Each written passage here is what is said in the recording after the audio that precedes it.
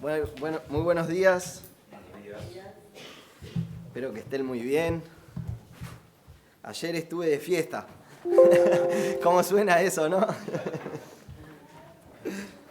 La pasamos muy lindo, muy emotivo. Una bendición. Muy bien. Les invito a abrir sus Biblias en la segunda epístola de Tesalonicenses. Segunda epístola de Tesalonicenses, capítulo 3.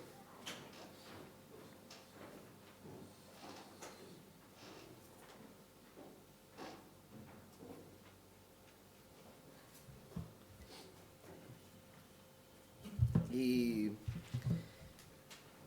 antes de entrar en el mensaje, quería como hacer una introducción. Hay una fuerza militar que se llama el orden cerrado. ¿Alguien escuchó hablar de eso alguna vez, el orden cerrado? Bueno, es una fuerza militar que, ellos lo que hacen antes de que cada soldado entre en la preparación militar, ellos lo que hacen es entrenarlos para rudimentos básicos de desplazamiento de las tropas, por ejemplo. Le dan instrucción, muchísima instrucción, y le enseñan disciplina, respeto, precisión y marcialidad. Los entrenan de esa manera a estos soldados. Y la idea es que ellos puedan, luego cuando reciban una orden, ellos puedan cumplirla de manera eficaz. Puedan cumplir esa orden que a ellos le dan, puedan ser capaces de cumplir esa orden. Y lo hacen para que, este orden cerrado es un fin para lograr un medio y en situaciones de emergencia la ejecución rápida de sus movimientos. O sea, los entrenan para que ellos puedan ser capaces de moverse rápidamente cuando reciben una instrucción. Ahora, ellos funcionan como un cuerpo. Son un cuerpo capaz de cumplir misiones de cualquier tipo de circunstancia. Así funciona este cuerpo, el orden cerrado se llama. Y lo que quería compartirles hoy en la palabra del Señor es que nosotros como iglesia debemos ser así, debemos ser personas que estemos también dispuestos y preparados siempre para responder ante cualquier circunstancia, y debemos también ser personas que están en sujeción también y reciben instrucción. Así debemos ser nosotros también. Vamos a ver eso en la palabra de Dios. Vamos a ver que nosotros, la palabra del Señor nos va a enseñar cómo debemos andar nosotros como iglesia de manera práctica. El Señor nos va a mostrar en su palabra cómo nosotros debemos andar de manera práctica. Y vamos a leer el texto.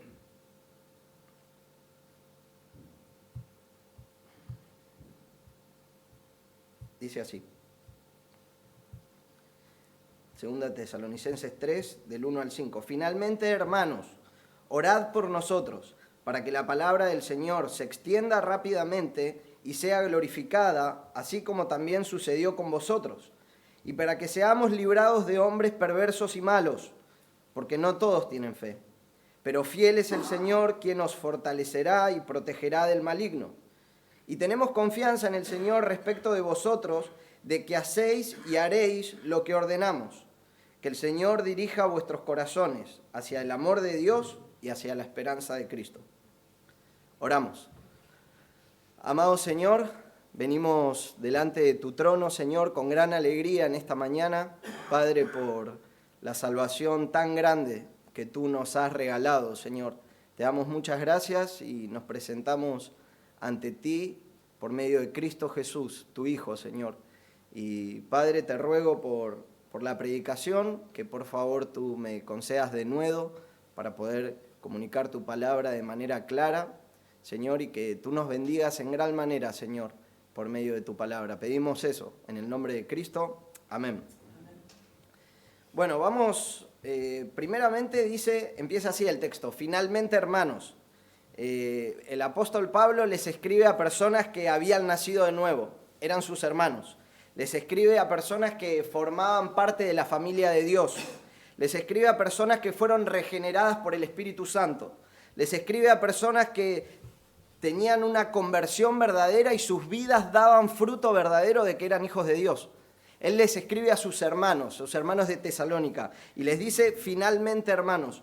Y aquí cuando dice finalmente no está despidiéndose, aunque él está terminando la epístola, pero él no lo está diciendo en un sentido de finalidad, sino que él está diciendo en cuanto al resto, en cuanto a lo demás, quiere decir, en cuanto a cómo deben vivir ahora ustedes de manera práctica. Eso es lo que está diciendo, porque el apóstol Pablo está haciendo una transición desde el capítulo 2 hasta el capítulo 3. Hay una transición allí. Está pasando de lo doctrinal a lo práctico. Había en esa iglesia de Tesalónica, estaban surgiendo errores doctrinales, había mala interpretación de las escrituras, mala interpretación de la escatología también, vemos eso en esta iglesia, y había pseudo epístolas paulinas. Había pseudo epístolas paulinas que estaban circulando. Algunos decían esto, algunos decían que Cristo ya había venido, ya había arrebatado a la iglesia y las tribulaciones que estaban pasando en la iglesia de Tesalónica era la gran tribulación, era el periodo de la gran tribulación. Entonces, y vemos que había cartas que estaban circulando que eran pseudo epístolas paulinas. Vemos esto en el capítulo 2, versículos 2, 1 y 2, dice: pero con respecto a la venida de nuestro Señor Jesucristo y a nuestra reunión con Él, os rogamos, hermanos, que no seáis sacudidos fácilmente en vuestro modo de pensar, ni os alarméis, ni por espíritu, ni por palabra, ni por carta como si fuera nuestra. Había unas cartas, unas epístolas que estaban circulando y que estaban diciendo otras cosas. Entonces Pablo les escribe, les da instrucción doctrinal en cuanto a la escatología en el capítulo 2, y ahora en el capítulo 3 él empieza a hablar de manera práctica cómo debe andar la iglesia. Entonces él hace esta transición de lo doctrinal a lo práctico. Y Filipenses 1:27 dice esto: solamente comportaos de una manera digna del Evangelio de Cristo, de modo que ya sea que vaya a veros o que permanezca ausente, pueda oír que vosotros estáis firmes en un mismo espíritu, luchando unánimes por la fe del Evangelio. Ese es un ejemplo de una manera práctica cómo quiere el apóstol Pablo, quería, y cómo quiere Dios que nosotros nos conduzcamos. Entonces vamos a ver tres recomendaciones de cómo nosotros debemos andar. Tres recomendaciones de cómo debemos andar en la palabra, y vamos a ver esto en la palabra de Dios. Y la primera recomendación es que nosotros debemos estar en oración y en la palabra. Así es la recomendación que nos dan las Escrituras. Finalmente, hermanos, orad por nosotros para que la palabra del Señor se extienda rápidamente y sea glorificada, así como también sucedió con vosotros, y para que seamos librados de hombres perversos y malos, porque no todos tienen fe. Pablo recomienda o invita a los hermanos de Tesalónica a que oren por él, que oren por sus compañeros de trabajo. Ahora, orad está en el tiempo presente, lo cual significa que deben estar orando de manera constante. Ellos debían estar orando de manera constante y ellos debían tener un hábito de oración. Debían orar de manera constante. En Primera de Tesalonicenses 5:17, Pablo les escribió: orad sin cesar. Los creyentes debían estar orando sin cesar, los creyentes de Tesalónica. Ahora les pregunto, para ver si están dormidos, ¿qué es orar? Hablar con Dios, lo aprendemos en Arca eso. Amén. Orar es hablar con el Señor. John Bunyan escribió un libro, ¿Cómo orar en el Espíritu? Y él dijo esto: orar es abrir el corazón o el alma a Dios en una forma sincera, sensible y afectuosa, para fines como los que Dios determinó en su palabra o para el bien de la iglesia. Eso lo escribió en la cárcel de Bedford. Ahora, podemos dar innumerables ejemplos de personas de oración a lo largo de la historia del cristianismo y también en las Escrituras. A ver, ¿pueden darme algún ejemplo en las Escrituras de una persona de oración? Daniel, por ejemplo, 3 veces al día Daniel con las ventanas abiertas. El Señor Jesús, el gran ejemplo, el Señor Jesús, orando, yéndose a un lugar apartado y secreto para orar.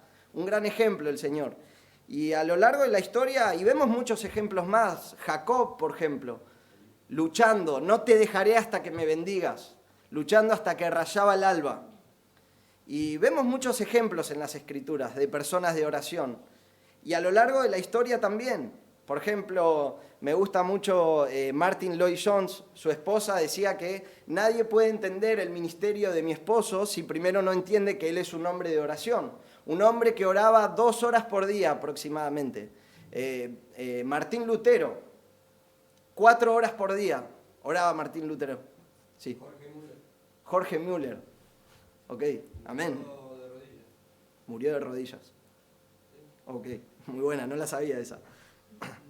Entonces vemos en la palabra de Dios y vemos en la historia del cristianismo que hay personas que hicieron la diferencia por medio de vivir vidas de oración y por medio de tener un hábito de oración. Vemos eso en la palabra del Señor. Y aquí el apóstol Pablo dice, orad por nosotros. Él les dice, orad por nosotros. Filipenses 1:19. Porque sé que esto resultará en mi liberación mediante vuestras oraciones. El apóstol Pablo era un ministro de Dios que siempre estaba pidiendo oración. Romanos 15:30. Os ruego, hermanos, por nuestro Señor Jesucristo y por el amor del Espíritu, que esforcéis juntamente conmigo en vuestras oraciones a Dios por mí. El apóstol Pablo estaba constantemente pidiendo oración, pidiendo a los hermanos, pidiendo a la iglesia que estén orando por él. Efesios 6, 19, 20. Y orad por mí para que me sea dada palabra al abrir la boca, a fin de dar a conocer sin temor el misterio del Evangelio, por el cual soy embajador en cadenas, que al proclamarlo hable con denuedo como debo hablar. Constantemente el apóstol Pablo pidiendo oración a los hermanos, constantemente pidiendo oración a la iglesia. Y acá en nuestro texto dice, orad por nosotros, pide oración a la iglesia. Ahora nosotros todos conocemos el testimonio del apóstol Pablo, todos sabemos quién fue el apóstol Pablo. Antes, por ejemplo, de ser convertido, él era celoso de la ley, irreprensible en cuanto a la ley, fariseo de fariseos, fue instruido a los pies de Gamaliel, tenía la mejor instrucción rabínica. El apóstol Pablo era un hombre instruido. Se creía de él que tenía 2 doctorados. Imagínense, 2 doctorados, ¡wow! Impresionante tener 2 doctorados. Él era un pensador y comunicador brillante, lógico y persuasivo. Tenía muchísimas habilidades, era perceptivo espiritualmente. Poseía gran conocimiento en misiones. Y sin lugar a dudas fue el líder más fuerte espiritualmente. Fue un líder muy fuerte el apóstol Pablo. Sin embargo, nosotros vemos acá que él está pidiendo oración por el éxito del Evangelio. Él está pidiendo oración para que la palabra de Dios se extienda y para que la palabra de Dios sea glorificada. Pablo sabía que necesitaba las oraciones de la iglesia para comunicar el Evangelio. La palabra de Dios se necesita comunicar con el apoyo de la oración de la iglesia. Dice esto, pero nuestro evangelio no vino a vosotros solamente con palabras, sino también en poder. El evangelio es poder de Dios en sí mismo y el comunicador del evangelio necesita el poder de Dios para comunicar la palabra y necesita la oración de la iglesia para poder comunicar la palabra. Nos enseña eso la palabra del Señor. Ahora te pregunto, ¿vives una vida de oración? No tenés que contestarme. Solo tenés que preguntarte a vos mismo. ¿Vives una vida de oración? ¿Oras? ¿Oras por tu pastor para que cada vez que él se pare aquí en el púlpito, la palabra de Dios se extienda y sea glorificada? ¿Pides a Dios por eso? ¿Oras para que podamos alcanzar todo Florida para Cristo? ¿Oras para que podamos alcanzar a los vecinos para Cristo? Nosotros como creyentes debemos ser personas que oran de manera secreta y también debemos ser personas que oran de manera pública, que oran como congregación. Debemos ser personas de oración, debemos ser personas que están orando por nuestros pastores, como dijo el apóstol Pablo, para que cuando al abrir sus bocas la palabra de Dios sea comunicada, para que el Señor les dé de nuevo y que los use con poder. Debemos estar orando por nuestros pastores. Debemos estar orando por nuestros líderes, para que la palabra de Dios se extienda a todo Florida, para que más personas conozcan a Cristo. Debemos estar orando por nuestros líderes. La iglesia debe estar orando. Pablo pide oración a la iglesia. Ahora, ¿oras de manera pública como congregación? Cuéntenme de sus reuniones de oración. ¿Saben qué? Las reuniones de oración están casi vacías. Lo sé. Las reuniones de oración están prácticamente vacías.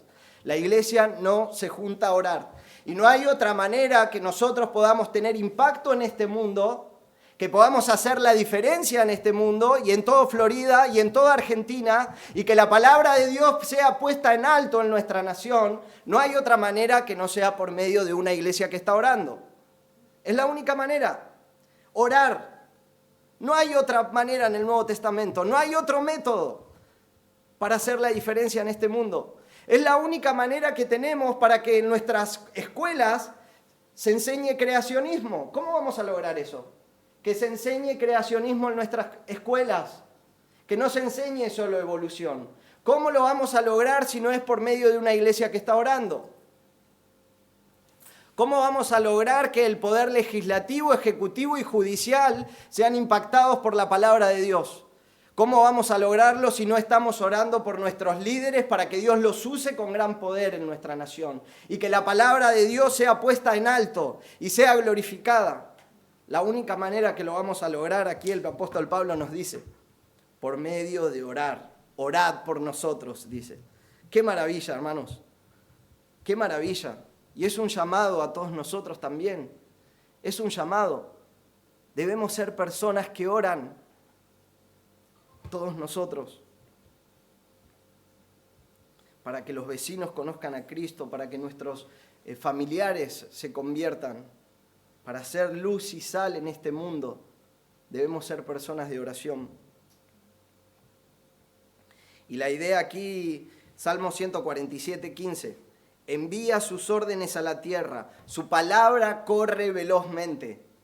La Reina Valera traduce, aquí la LBLA traduce para que la palabra se extienda rápidamente. La Reina Valera traduce para que la palabra de Dios corra. La idea es que la palabra de Dios va a correr y se va a extender velozmente como un río, se va abriendo camino. De esa manera la palabra de Dios se va a extender. Y solamente va a ser por medio de una iglesia que está orando. Así crecía poderosamente y prevalecía la palabra del Señor. Hechos 19, 20.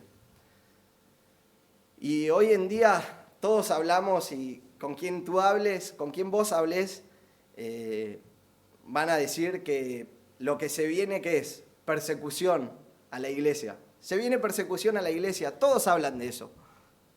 Todos hablan de persecución, pero que nosotros podamos ser personas que están orando y nadie sabe lo que Dios puede hacer con un puñado de personas que se pone a orar. El mundo no sabe lo que Dios puede hacer con un pequeño puñado de personas que se ponen en oración. Y nosotros no debemos estar pensando en persecución, debemos estar clamando por un avivamiento.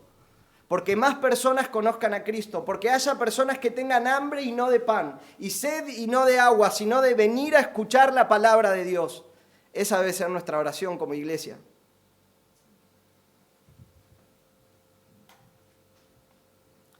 Ahora sigue nuestro texto y dice, para que seamos librados de hombres perversos y malos, porque no todos tienen fe. Y aquí la palabra librados es rescatados, es sacados. ¿De qué manera ocurrirá esto?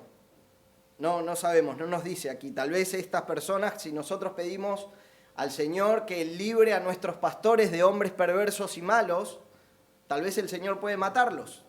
No sabemos. O tal vez esas personas se pueden convertir al cristianismo. Nuestros pastores necesitan oración. Tienen que lidiar con muchas personas que son difíciles dentro de la misma iglesia. Es muy fácil predicar e irte, ¿no? Yo hoy predico y me voy a casa. O es muy fácil ser un conferencista. Vas por todos los lugares predicando, wow, nos admiramos, qué tremendo conferencista. Pero ¿saben qué? Él predica y se va. Pero el pastor queda en su iglesia y él tiene que lidiar con personas que tienen carácter, que son difíciles y necesitan nuestras oraciones. Son hombres perversos y malos, nos dice la palabra del Señor. Y pueden ser personas que están dentro de la misma iglesia. Pueden ser personas así.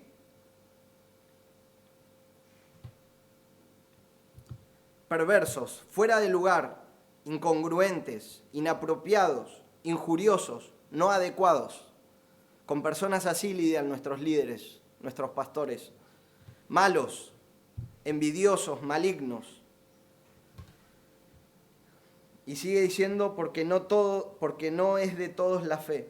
No todos tienen la fe salvadora de los apóstoles, la fe que da Dios, aún dentro de la iglesia.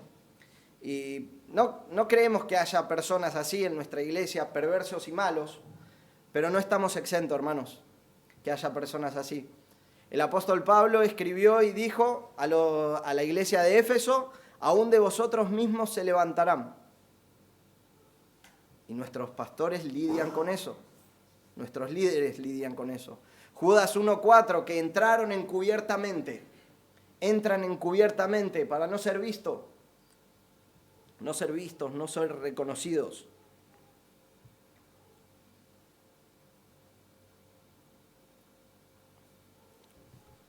Y sigue diciendo, y también es un énfasis importante que hay que hacer, que dice, para que la palabra de Dios corra y sea glorificada. No la palabra de hombres, no psicología de este mundo. El mundo no necesita libros de autoayuda. El libro no necesita psicólogos. El mundo necesita la palabra de Dios.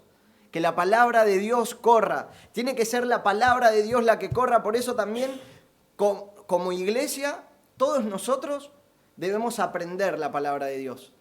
Para saber que siempre de nuestros púlpitos se predique de manera expositiva. Necesitamos eso y espero estar siendo expositivo. Espero ser expositivo. Pero necesitamos siempre eso. Necesitamos la palabra de Dios de manera expositiva. Y gracias a Dios que tenemos la facultad Besón. Porque podemos aprender, debemos estudiar y debemos capacitarnos, no para ser pastores, para tener discernimiento. Porque todos nosotros somos la iglesia. Cada uno de ustedes son la iglesia. Y debemos tener conocimiento de la palabra del Señor. Sigue diciendo que así como sucedió también con vosotros. Los tesalonicenses habían creído. Dice 1 Tesalonicenses 2:13. Pero también nosotros sin cesar damos gracias a Dios de que cuando recibiste la palabra de Dios que oíste de nosotros, la aceptaste. No como la palabra de hombres, sino como lo que realmente es la palabra de Dios, la cual hace su obra en vosotros los que creéis. Es la palabra del Señor la que obra y es la palabra del Señor la que estaba obrando en la iglesia de Tesalónica. Y la que obró en todos nosotros hoy, también, la que obra en nosotros, porque fuimos salvos también por medio de la palabra de Dios, que nos predicaron, y por las oraciones de muchos. De la misma manera tenemos que tener un compromiso como iglesia. Tenemos que hacernos un hábito disciplinado, cada día, en el lugar secreto, dedicar bastante tiempo a la oración, para que la palabra de Dios corra y sea glorificada. La segunda recomendación que el apóstol Pablo da a la iglesia de Tesalónica, él como un pastor con un corazón pastoral escribe a ellos y les recomienda que tengan confianza y obediencia en Dios. Vemos esto en el versículo 3 y 4. Pero fiel es el Señor, quien nos fortalecerá y protegerá del maligno. Y tenemos confianza en el Señor respecto de vosotros, de que hacéis y haréis lo que ordenamos.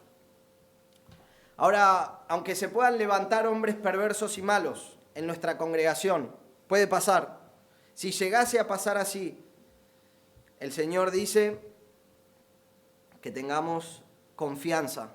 Nos dice aquí la palabra del Señor que tengamos confianza. Por ejemplo, cuando dice aquí el maligno, dice, nos protegerá del maligno, puede hacer referencia también a Satanás mismo. Aunque Satanás mismo se levante en contra de la iglesia, aunque Satanás venga con todas sus huestes, con principados y potestades a atacar la iglesia, aquí el apóstol Pablo enseña a la iglesia que deben tener confianza en Dios. Confianza en Dios porque fiel es el Señor. Pero fiel es el Señor. El Señor es fiel. El Señor es fiel. Nosotros debemos saber esto y debemos tomar esta recomendación del apóstol Pablo. El Señor es fiel y Él nos protegerá. Y hay muchísimos pasajes donde habla de que el Señor es fiel, la palabra de Dios. Lamentaciones 3, 21 a 23. Esto traigo a mi corazón, por esto tengo esperanza, que las misericordias del Señor jamás terminan, pues nunca fallan sus bondades. Son nuevas cada mañana. Grande es tu fidelidad. Grande es la fidelidad del Señor. El Señor es grande y es fiel y es grande en misericordia y Él nos va a cuidar. Nosotros debemos tener esa confianza de que aunque se levanten hombres perversos o aún Satanás mismo, tenemos la confianza en el Señor, que Él es fiel y Él nos guardará. Reconoce pues que el Señor tu Dios es Dios fiel, que guarda su pacto y su misericordia hasta 1000 generaciones. Dios es fiel. 1 Corintios 1:9. Fiel es Dios por medio de quien fuiste llamados. El Señor es fiel. 1 Corintios 10:31. No os ha sobrevenido ninguna tentación que no sea humana a los hombres, y fiel es Dios. Fiel es Dios, que no permitirá que seamos tentados más de lo que podamos soportar. Saber que Él es fiel, podemos confiar en que Él es un Dios fiel y que está en control. El Señor está en control de todas las cosas, todas circunstancias, en tu vida personal y también en la vida de la iglesia. El Señor está en control y el Señor es fiel. Podemos confiar en eso. Y aquí dice fortalecerá. Fiel es el Señor que os fortalecerá. Pero me gusta más la traducción de la Reina Valera, que dice nos afirmará. Me gusta más esa traducción. Fiel es Dios, el cual nos afirmará. Y significa dejar firme. Nos va a confirmar. Nos va a establecer. Y el medio por el cual el Dios usa para afirmarnos y fortalecernos es su palabra. Otra vez. Segunda de Pedro 1:12. Por tanto, siempre estaré listo para recordaros estas cosas, aunque vosotros ya las sabéis y habéis sido confirmados, ahí misma palabra, confirmados, en la verdad que está presente en vosotros. Habían sido confirmados en la verdad, la palabra de Dios, el medio el cual el Señor va a utilizar para afirmarnos y fortalecernos y para que nosotros estemos establecidos, va a ser su palabra. Y, por ejemplo, en la enseñanza de Cristo, cuando el Señor da esa enseñanza acerca del hombre que edifica sobre la roca y el otro edificó sobre la arena. Está hablando ahí, cuando dice la roca, está hablando de la palabra de Dios, el contexto.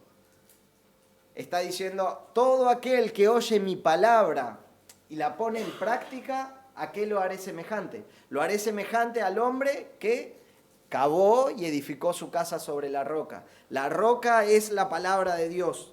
Y el medio que Dios, el Señor, utiliza para establecer la iglesia, para que nos mantengamos firmes aún ante las acechanzas del enemigo, es su palabra.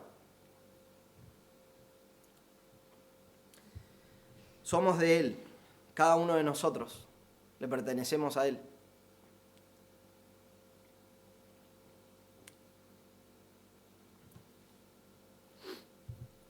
Por los demás, hermanos, os rogamos y exhortamos en el Señor Jesús que, como habéis recibido de nosotros instrucciones acerca de qué manera debéis andar, así abundéis en ello más y más.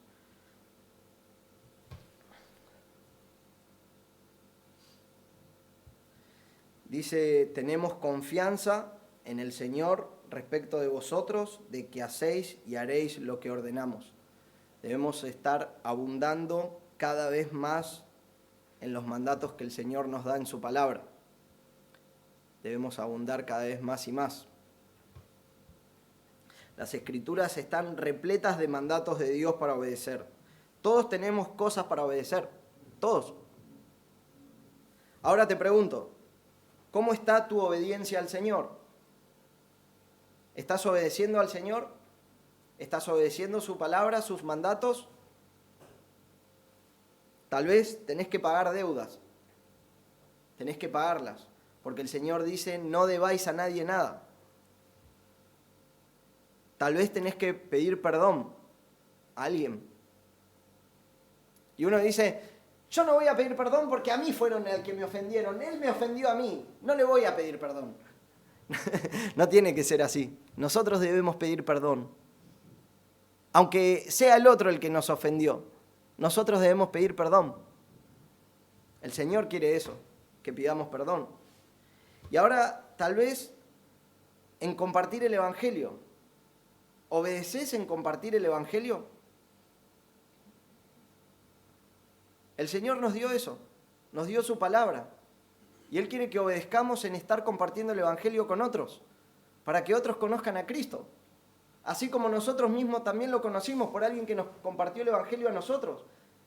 Debemos tener esa pasión por compartir la palabra de Dios con otros. Que el Señor nos ayude. Que el Señor nos ayude a que podamos ser como iglesia y como hermanos en Cristo y como hijos de Dios individualmente cada uno de nosotros, personas que obedecen al Señor y personas que confían en Él, aún en circunstancias difíciles.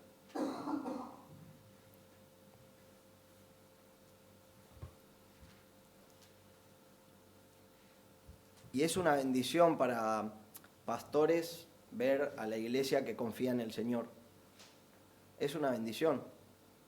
Es una bendición para los pastores ver cuando la iglesia obedece cada predicación del domingo tras domingo. Es una bendición eso. Y nosotros debemos ser personas que están obedeciendo a nuestros pastores cuando nos predican la palabra de Dios. La tercera recomendación que hace el apóstol Pablo es que deben entregarse de manera completa a Dios. Y antes de entrar en eso, también eso es una bendición para los pastores. Ver que la iglesia está entregada, cada uno está entregado a Dios.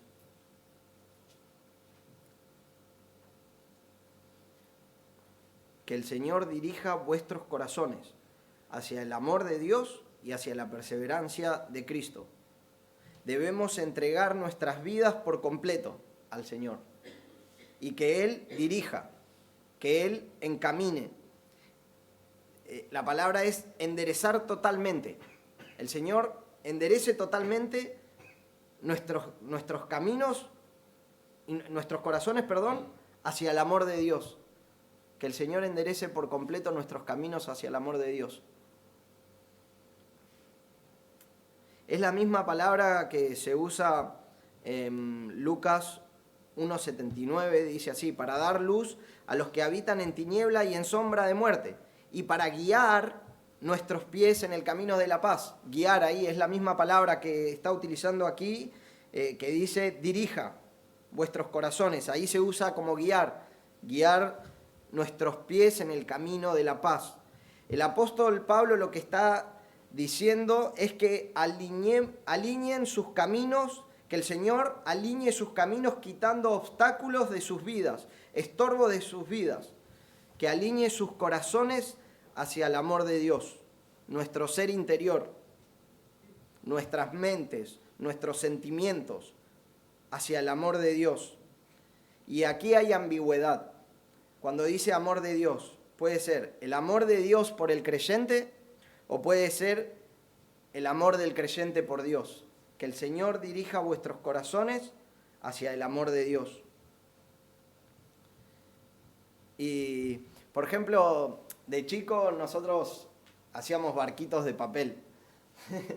Sí, hoy en día un barquito de papel nadie hace, pero nosotros de chicos jugábamos con barquitos de papel en el agua. Y le poníamos un hilito de coser, entonces tirábamos y lo traíamos así al barquito, y el barquito venía. Y era re divertido eso en ese tiempo, y el barquito que no se hundía era el que ganaba. Y acá es algo así la idea. El Señor nos atrae hacia su amor.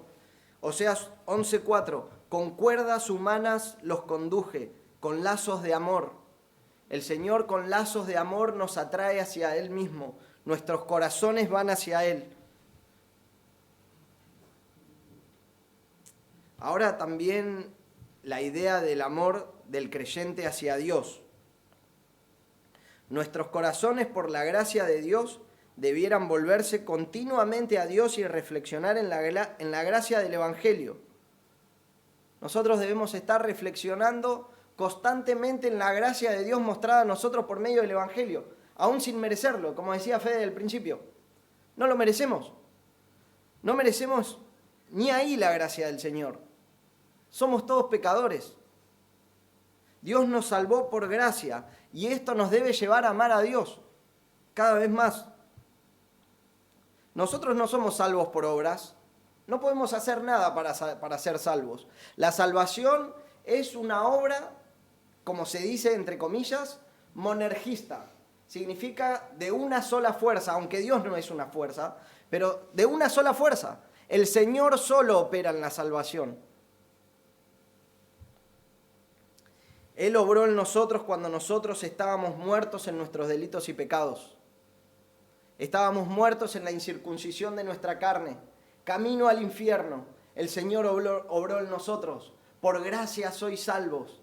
Somos salvos solo por medio de la gracia y por medio de la fe en la obra que Dios hizo hace más de 2000 años, enviando a su Hijo Jesucristo a morir por nuestros pecados. Cuando Cristo estaba muriendo en la cruz, estaba muriendo por tus pecados y por mis pecados. Fue la obra del Señor. Y esa obra que Él hizo a nuestro favor, su muerte y haber resucitado con gran poder en victoria sobre la muerte al tercer día, y que ahora el Señor Jesús viva para interceder por nosotros, debe llevarnos a amar cada día más a Dios. Debemos amar más al Señor cada día. Que el Señor dirija vuestros corazones hacia el amor de Dios. Debemos entregarnos al Señor por completo y amarlo cada día. Amarlo cada día con nuestro corazón, con nuestra alma, amarlo todo, con nuestra mente. Así quiere el Señor que lo amemos. Ahora te pregunto, ¿cuándo fue la última vez que le dijiste al Señor te amo? Señor, te amo. ¿Te levantaste hoy y le dijiste Señor, te amo? Te amo. No le decimos muy seguido al Señor te amo, pero el Señor quiere que lo amemos y que le expresemos nuestro amor también. En esto se manifestó el amor de Dios por nosotros, en que Dios ha enviado a su Hijo unigénito al mundo para que vivamos por medio de Él. En esto consiste el amor, no en que nosotros hayamos amado a Dios, sino en que Él nos amó a nosotros y envió a su Hijo como propiciación por nuestros pecados. El Señor envió a su Hijo como propiciación por nuestros pecados. Romanos 5:8, pero Dios muestra su amor para con nosotros en que siendo aún pecadores, Cristo murió por nosotros. Debemos amar al Señor y debemos decirle que lo amamos. Pero si decimos que le amamos al Señor, también tenemos que tener en cuenta esto.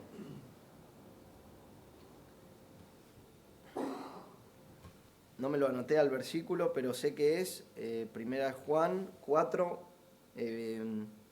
creo que es 19, que dice que si uno dice que ama a Dios, a quien no ha visto, pero aborrece a su hermano a quien sí ha visto, es un mentiroso.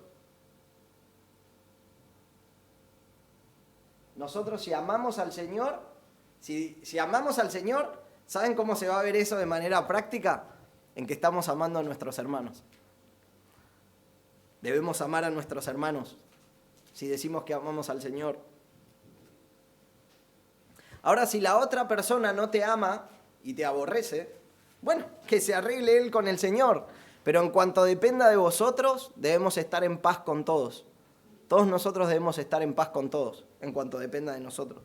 Y aquí también dice, hacia la perseverancia de Cristo. Hacia la perseverancia de Cristo. Que también nosotros debemos ver la perseverancia que tuvo Cristo en ser obediente hasta la muerte. El Señor fue obediente hasta la muerte y vemos su perseverancia. Y también debemos ser como las vírgenes prudentes, que tienen sus lámparas llenas de aceite y están esperando la venida del Señor. También da esa idea. Tenemos que esperar la venida del Señor, perseverar hasta la venida de Cristo.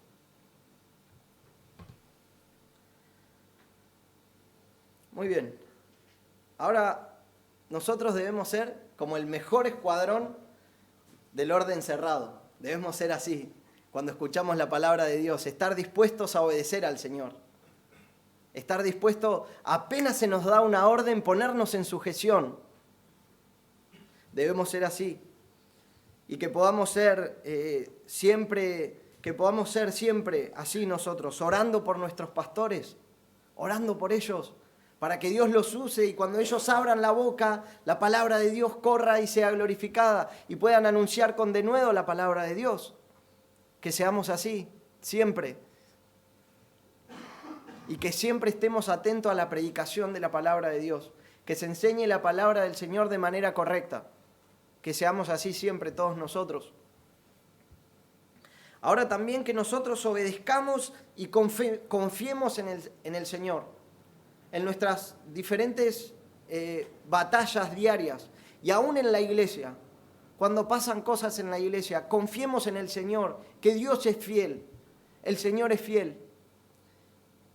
Y eso es de gran alegría para nuestros líderes, ver que nosotros confiamos en el Señor, que seamos así cada uno de nosotros.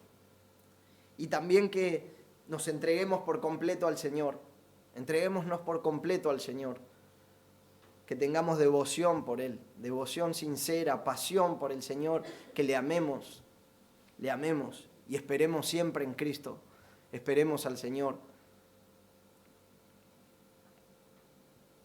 Ahora quería compartir brevemente que la palabra de Dios dice, porque de tal manera amó Dios al mundo, que ha dado a su Hijo unigénito, para que todo aquel que en Él crea no se pierda, sino que tenga vida eterna. Ese es el mensaje del Evangelio. El Señor nos amó de tal manera que dio a su único Hijo. ¿Qué diferencia con el amor del mundo, egoísta, que siempre quiere algo a cambio?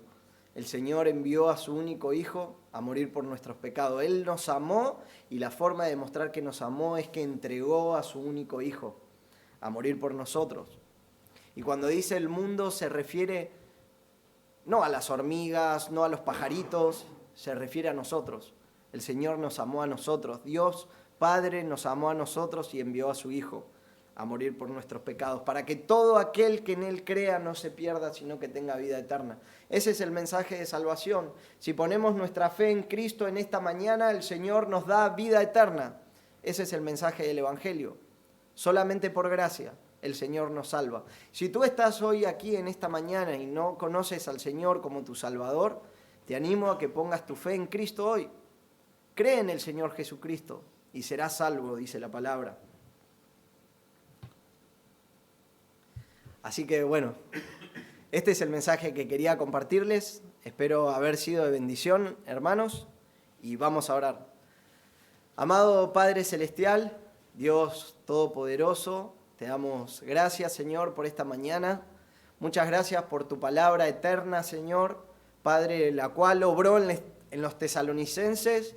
Pedimos que también obre en nosotros esta mañana, Señor. Gracias por las recomendaciones que vemos del apóstol Pablo, Señor, que seamos personas de oración y que están orando constantemente para el avance del Evangelio, Señor, en nuestras familias, en nuestras ciudades, en nuestro lugar de trabajo, aún en toda la Argentina, Señor. Pedimos que el Evangelio avance para la gloria de tu nombre, que tu palabra sea glorificada, sea puesto en alto. Pedimos eso, Señor, que tú estés obrando en gran manera.